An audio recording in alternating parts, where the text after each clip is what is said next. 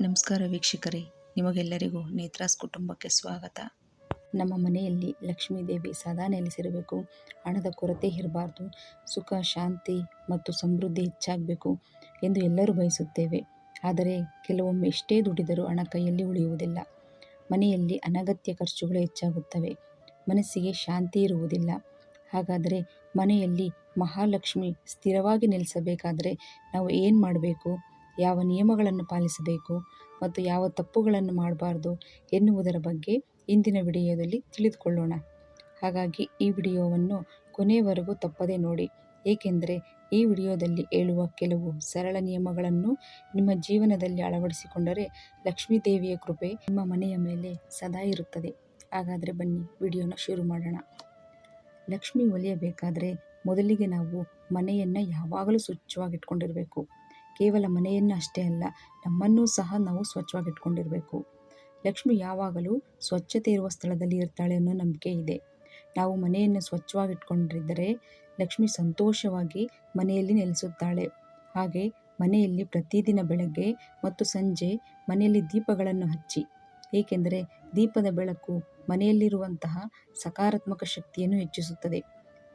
ಹೀಗೆ ದೀಪ ಹಚ್ಚೋದ್ರಿಂದ ಮನೆಯಲ್ಲಿ ದೈವಿಕ ಕಳೆ ಹೆಚ್ಚುತ್ತದೆ.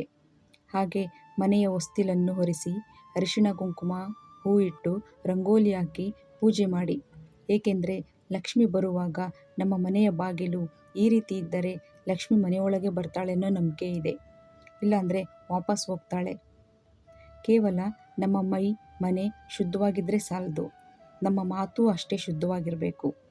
ಮನೆಯಲ್ಲಿ ಯಾವಾಗಲೂ ಜಗಳವಾಡೋದು, ಕೋಪ ಮಾಡಿಕೊಳ್ಳೋದು, ಕೆಟ್ಟ ಮಾತುಗಳನ್ನು ಆಡೋದು, ಮನೆಯಲ್ಲಿರುವ ಹಿರಿಯರಿಗೆ ಗೌರವ ಕೊಡದೇ ಇರೋದು, ಇಂತಹ ಮನೆಗಳಲ್ಲಿ ಲಕ್ಷ್ಮಿ ನೆಲೆಸಲ್ಲ ಅಂತ ಹೇಳ್ತಾರೆ.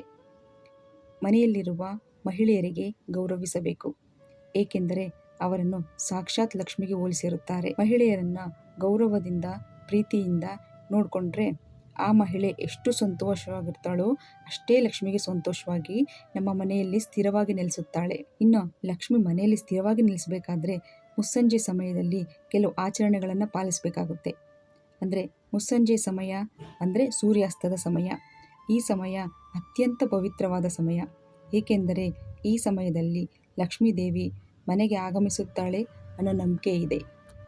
ಆದ್ದರಿಂದ ಈ ಸಮಯದಲ್ಲಿ ನಿಮ್ಮ ಮನೆಯ ಬಾಗಿಲನ್ನು ಮುಚ್ಚದೆ ಸ್ವಲ್ಪ ಸಮಯನಾದರೂ ನೀವು ತೆರೆದಿಡುವುದು ಶುಭಕರ. ಆ ಸಮಯದಲ್ಲಿ ನಾವು ಮನೆಯನ್ನು ಗುಡಿಸಬಾರ್ದು. ನೀವು ಸೂರ್ಯಾಸ್ತಕ್ಕೂ ಮುಂಚೆನೇ ಮನೆಯನ್ನು ಗುಡಿಸುವುದು ತುಂಬಾ ಒಳ್ಳೆಯದು. ನಂತರ ಕಸವನ್ನು ಹೊರಗೆ ಹಾಕುವುದು ಒಳ್ಳೆಯದಲ್ಲ. ಇದರಿಂದ ಮನೆಯ ಐಶ್ವರ್ಯ ಹೊರಹೋಗುತ್ತದೆ ಎನ್ನೋ ನಂಬಿಕೆ ಇದೆ. ಇನ್ನು ಮುಸ್ಸಂಜೆ ಸಮಯದಲ್ಲಿ ಮಹಿಳೆಯರು ಯಾವುದೇ ಕಾರಣಕ್ಕೂ ತಲೆಯನ್ನು ಬಾಚಬಾರದು. ಈ ರೀತಿ ನಾವು ತಲೆ ಬಾಚೋದ್ರಿಂದ ದರಿದ್ರ ಬರುತ್ತೆ ಅನ್ನೋ ನಂಬಿಕೆ ಇದೆ. ಮುಖ್ಯವಾಗಿ ಮುಸ್ಸಂಜೆ ಸಮಯದಲ್ಲಿ ಮನೆಯಲ್ಲಿ ಮಲಗಿರಬಾರದು. ಮನೆಯಲ್ಲಿ ರೋಗಿಗಳು ಅಥವಾ ವಯಸ್ಸಾದವರು ಇದ್ದರೆ ಅಥವಾ ಗರ್ಭಿಣಿ ಸ್ತ್ರೀಯರು ಇದ್ದರೆ ಅಂತಹವರು ಮಲಗಿದರೆ ಏನೂ ಆಗೋಲ್ಲ.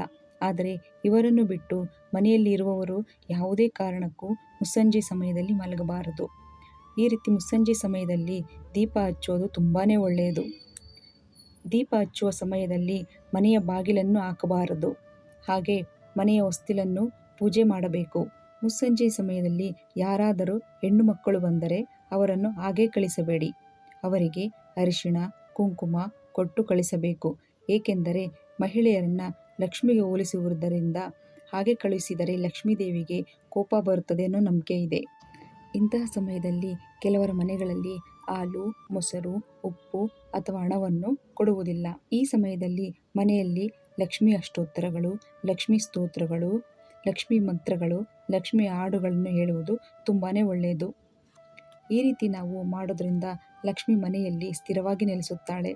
ಒಂದು ಮುಖ್ಯ ವಿಷಯ ಏನೆಂದರೆ ಲಕ್ಷ್ಮೀ ದೇವಿ ಕೇವಲ ಹಣವನ್ನು ಮಾತ್ರ ಕೊಡುವುದಿಲ್ಲ, ಆರೋಗ್ಯ, ಸಂತೋಷ, ಉತ್ತಮ ಕುಟುಂಬ, ಒಳ್ಳೆಯ ಹೆಸರು, ನೆಮ್ಮದಿ ಇವೆಲ್ಲವನ್ನೂ ಕೊಡುತ್ತಾಳೆ.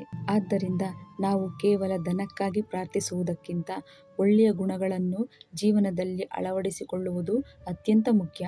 ಒಳ್ಳೆಯ ನಡೆ, ನುಡಿ, ಪ್ರಾಮಾಣಿಕತೆ, ಪರಿಶ್ರಮ, ದಾನ ಧರ್ಮ ಮತ್ತು ಭಕ್ತಿ ಇದ್ದರೆ ಲಕ್ಷ್ಮೀ ದೇವಿಯು ನಮ್ಮ ಮನೆಯಲ್ಲಿ ಸ್ಥಿರವಾಗಿ ನೆಲೆಸುತ್ತಾಳೆ. ನೋಡಿದ್ರಲ್ಲ ವೀಕ್ಷಕರೇ, ಈ ಮಾಹಿತಿ ನಿಮಗೆ ಇಷ್ಟವಾದರೆ ವಿಡಿಯೋಗೆ ಒಂದು ಲೈಕ್ ಮಾಡಿ, ಶೇರ್ ಮಾಡಿ ಇಂತಹ ಧಾರ್ಮಿಕ ಮತ್ತು ಉಪಯುಕ್ತ ಮಾಹಿತಿಗಾಗಿ ನಮ್ಮ ಚಾನಲನ್ನು ಸಬ್ಸ್ಕ್ರೈಬ್ ಮಾಡಿ. ಧನ್ಯವಾದಗಳು.